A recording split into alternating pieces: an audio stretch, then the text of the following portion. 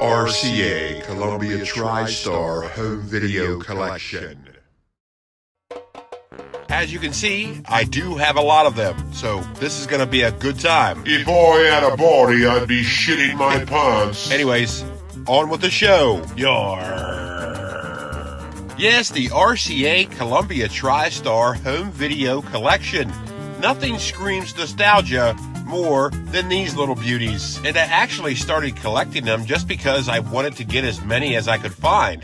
And most of these I found in thrift stores for $1 each. There's just something about the uniformity of these tape sleeves that makes you want to collect them. Even though some of these movies I have no interest in watching, but their shelf aesthetic is number one. Pretty much all of these are uniform in tape sleeve layout, except for Neighbors, which is different for some reason. But it's a John Belushi movie that nobody's really ever seen, so I'm not too worried about it. Real genius there. Probably the most underrated 80s movie of all time. I found both the Karate Kid movies on the same day and in the same thrift store, and I was very excited about that. And we all know there really is only 2 Karate Kid movies. The Gorgon, No Holds Barred, Armed and Dangerous, Willow, simply gems in my collection, and I love them very much. What about La Bamba? You don't really seem like a La Bamba guy to me. Well, like I said, I usually just get these just to have all of them. I really don't care what the movie is. And wait till you find out that I have Oliver. You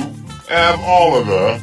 What the hell? Yeah, I saw it in a thrift store, and it was only $1, so I just simply had to have it. So what is the story behind this home video distributor? Well, from 1979 to 1982, they were simply known as Columbia Pictures Home Entertainment. And this is back when home video was as fresh as it could be. And then in 1982, they formed a partnership with RCA and became RCA Columbia Home Entertainment. And then in 1991, they formed a partnership with TriStar Home Video and became Columbia TriStar Home Video. But they were at their most memorable when they were RCA Columbia Home Video. In the early 80s is when VHS packaging was still trying to find its way, because a lot of these have actual closed bottoms, unlike your mom. Nah, I'm just kidding, but some of them did have closed bottoms, making them more like boxes than cardboard sleeves. Yes, VHS packaging went through many evolutions, and RCA Home Video was one of the pioneers. And as I mentioned earlier, all of their tape cases were uniformed, giving them a video library type feel. But each side of the spine was different. The one side had the typical RCA Home Video font,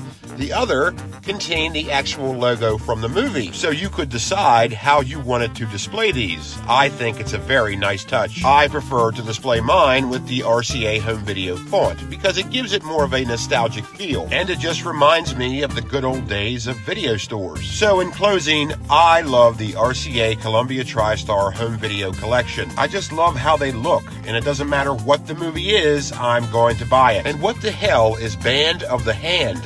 Oh well, it's an RCA Columbia TriStar Home Video. It was in a thrift store. It was $1, so I bought it. It's all about collecting what you love, even though you can't explain why.